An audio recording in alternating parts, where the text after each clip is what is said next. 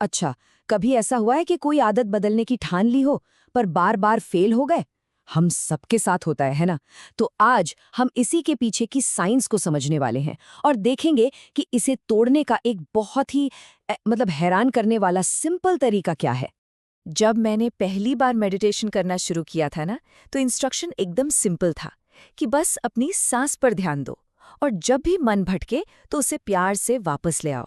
सुनने में तो भाई बहुत आसान लगा, पर असल में जब करने बैठा तो दिमाग तो बस यहाँ वहाँ भागता ही रहता था। तो सवाल ये है कि आखिर ध्यान देना इतना मुश्किल है क्यों? तो चलिए देखते हैं आज हम क्या क्या समझने वाले हैं।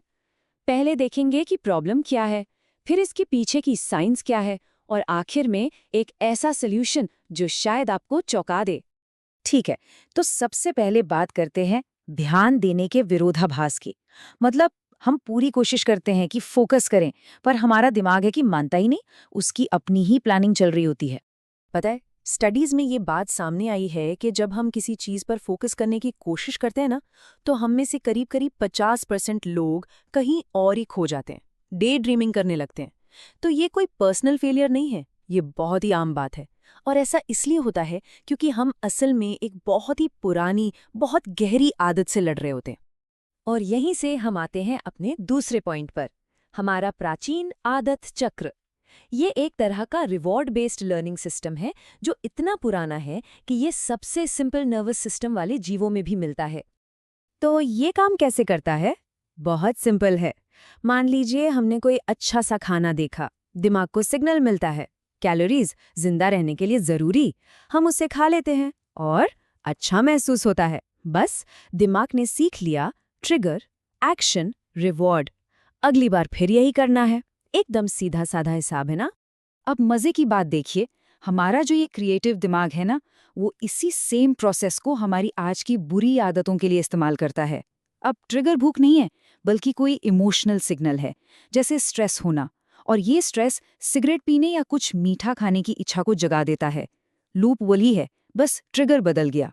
और विडंबना देखिए, दिमाग का जो प्रोसेस हमें जिंदा रहने में मदद करने के लिए बना था, आज वही इन आदतों के जरिए हमें सचमुच मार रहा है।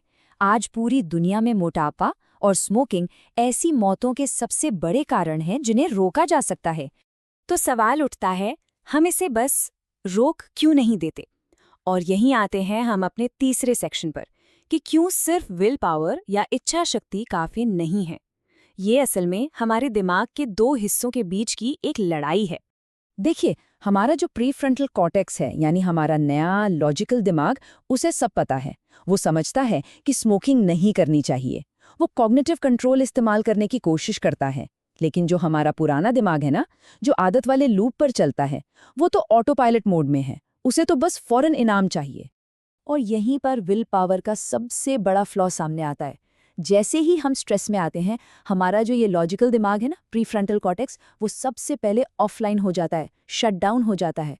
और जैसे ही ये होता है, हम सीधा अपनी पुरानी पक्की हो चुकी आदतों पर वापस लौट आते हैं।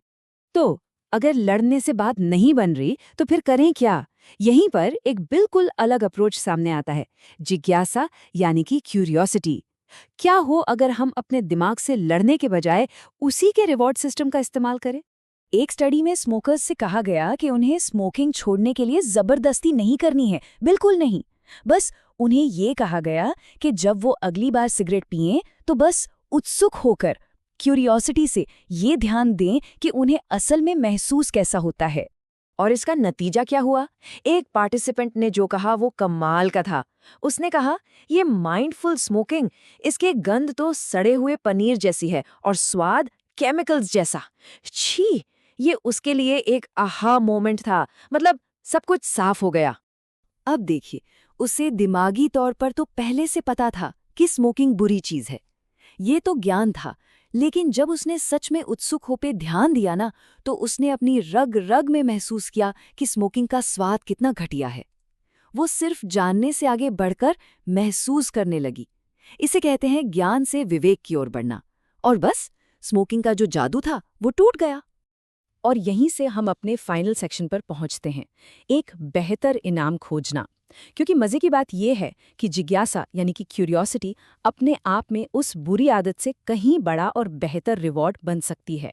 और यकीन मानिए ये तरीका काम करता है। एक स्टडी में पाया गया कि माइंडफुलनेस ट्रेनिंग स्मोकिंग छुड़वाने वाली जो सबसे बेस्ट थेरेपी मानी जाती है उससे भी 2 गुई मतलब 2 टाइम्स ज्यादा इफेक्टिव थी। तो आखिर ये जिज्ञासा काम करती कैसे है? पहली बात, ये खुद में अच्छा महसूस कराती है। जब हम उत्सुक होते हैं तो हम ये नोटिस करना शुरू करते हैं कि वो जो तलब या क्रेविंग है वो असल में सिर्फ कुछ बॉडी सेंसेशंस हैं, जैसे कहीं जकड़न, कहीं तनाव, और ये आती हैं और चली जाती हैं। हम अपनी पुरानी डर वाली आदतों से निकलकर प्रेजेंट मोमेंट में आ जाते हैं। तो ये रहा हमारा नया पॉजिटिव हैबिट लूप। पहला, अपनी इच्छा या तलब को पहचानो। दूसरा, उसके बारे में उत्सुक हो जाओ। और तीसरा, उसे जाने देने की जो खुशी है उसे महसूस करो। और ये किसी भी आदत पर लागू हो सकता है, जैसे बोरियत में बार बार अपना फोन चेक करना। तो अगली बार जब कोई तलब उठे तो उस पर फौरन एक्शन लेने के बजाय एक पल रुकें, बस उसे देखें, उसके बारे में क्यूरियस हो जाएं और फिर उसे जाने देने की जो राहत और खुशी है उसे महसूस करें। तो अब सवाल ये है कि आप अपनी किस आदत के चक्र से बाहर निकलने के लिए तैयार हैं।